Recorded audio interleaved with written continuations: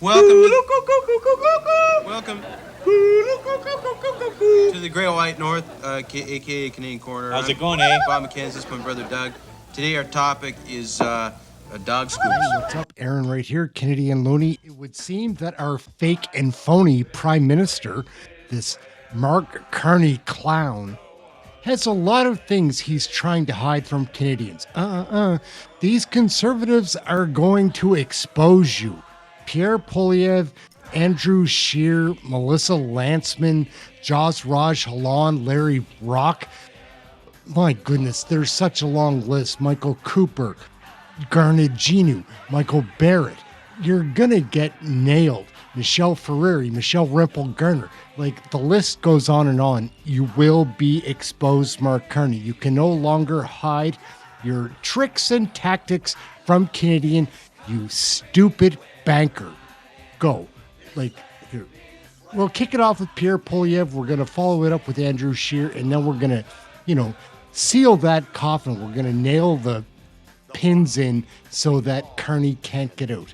Let's take a look. We're going to kick it off with Pierre Poilievre. We'll get into some other bits right after that. Let's take a look. Hey, that's something everyone can enjoy.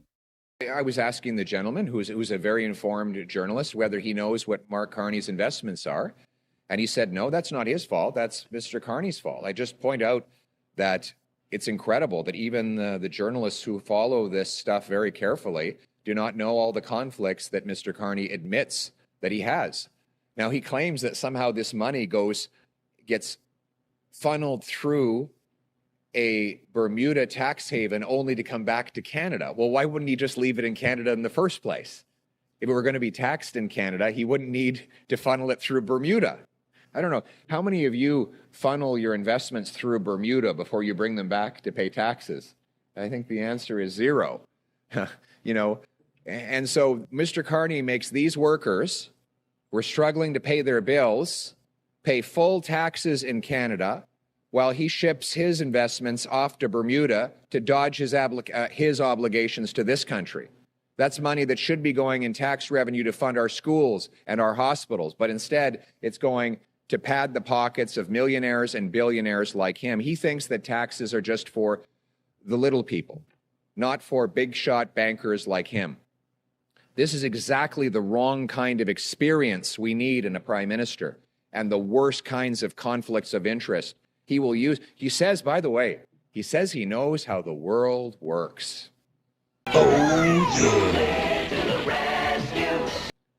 He thinks he knows better than all these hardworking people behind me. I can tell you they know a lot of things that he has no idea about. I'd like to see them. I'd like him to come in here for a day and try to do their jobs. He wouldn't make it through 1 hour. Oui, I will say it. And for merci beaucoup. He says he knows how the world works. He knows how to make it work for him and against you. And that is exactly what he will do as Prime Minister. It is always fun to see Pierre Poilievre on here, leader of the Conservative, our federal opposition party. But Andrew Scheer is one of my favorites. This guy, I find him very funny. His videos are insightful. Check out his channel. Anyways, we'll take a look into what Andrew Scheer is exposing about this fake and phony Prime Minister Mark Carney, guys. Remember to like and subscribe. My name's Aaron. This is Canadian Looney. Things in Canada are loony. Let's admit that. Let's take a look at Andrew Scheer exposing Mark Carney.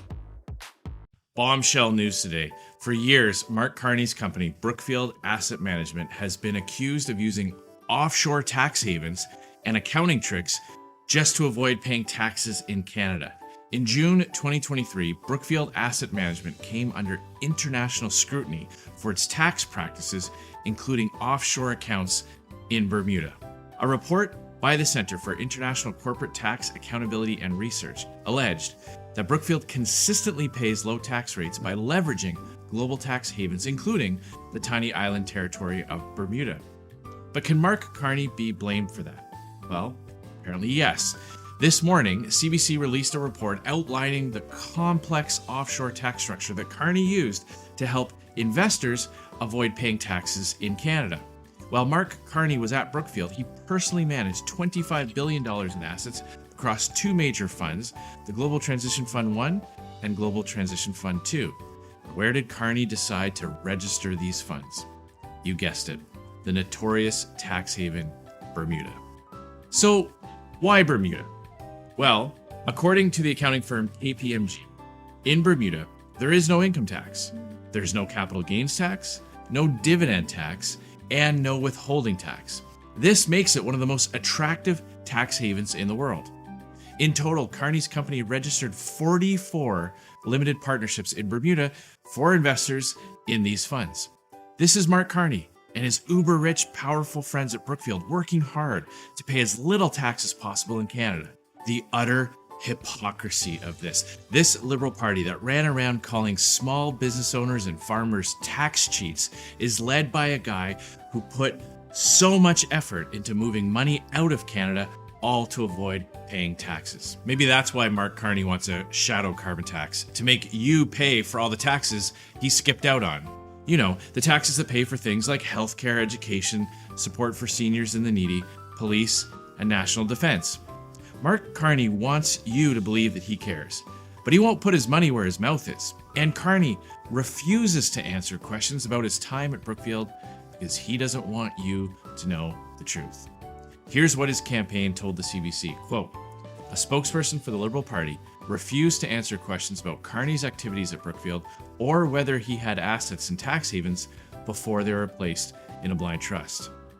Now, why won't Carney answer such a simple question? Is this why he won't release his personal assets and conflicts of interest?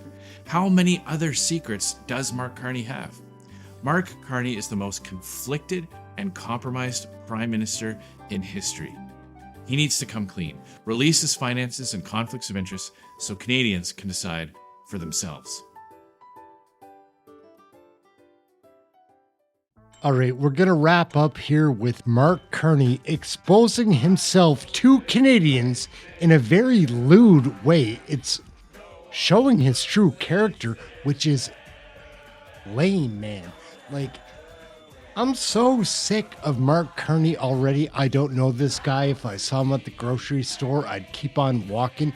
Maybe I'd try to spit on his shoe, something like that. I do not like these people. They're fake. They're woke. Some kind of religious cult. How much Kool-Aid are y'all drinking? How far do you want to bury this country? Well, again, we're trying to keep it cool here. My name's Aaron. This is Canadian Looney. Mark Carney's a goddamn loser. We are very happy that we have this election, but it is hard to stomach. It's hard to watch a lot of this stuff. The Liberals are so fake. Not that I trust completely in the Conservatives. I'm not a big believer in politics, but this is what I do. I cover this mess. So that's it. Aaron, Canadian Looney. Like, share, subscribe. Let's listen to Mark Carney spout off. Mike Myers, how dare you? You're such a talent, but a talented sellout for the wrong cause. That's it, guys. We'll go out on this. Mike Myers. Shame on you, bro. No warm up. No warm up. Good morning, everyone. Okay, there's two pieces here that we're going to put back to back. I am so fed up with these hockey analogies. It's like coming to Canada and talking about penguins. Like, it's not the most important thing to us. Like, it doesn't relate to everybody. I played hockey. I loved it. But Mark Carney, you're a backbenching. Oh my goodness, this is so frustrating. Like, Mark Carney, you're a loser, and I'm trying to show Canadians like that's what you are. You're a loser. I don't trust politicians, but I certainly don't trust you. Let's take a look. And poor Mike Myers, like, how desperate must this guy be for cash? Did he make a mistake with the IRS or something? Like, goodness gracious, what a sellout this is. Hey, that's something everyone can enjoy. Let's go, let's go, let's go, let's go. Mr. Prime Minister, Mike Myers, what are you doing here? I just thought I'd come up and check on things. You live in the States, Yeah, but I'll always be Canadian. but you live in the States. Yeah, so? Do you remember Mr. Dressup?